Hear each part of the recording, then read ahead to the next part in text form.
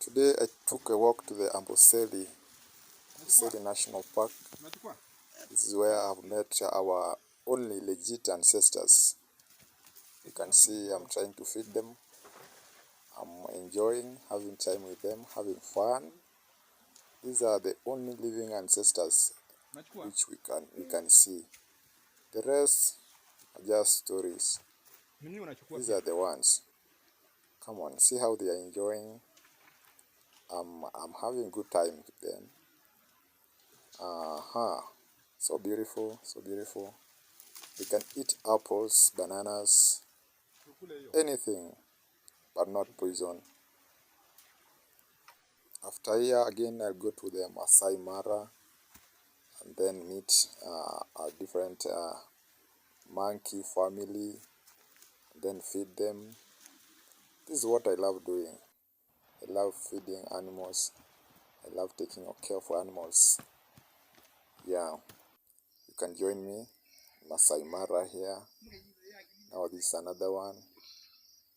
He's enjoying having dance with me. Yes. You see? Isn't he cute? I love him. So many, but this one decided to join me.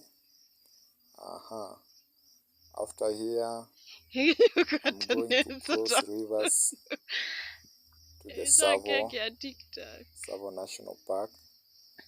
There I'll meet maybe the big five. I'm not afraid of feeding them. I can always give them something to eat and enjoy with us. But I love monkeys more because they tend to copy our character, the human characters. We share the same characteristics, don't we?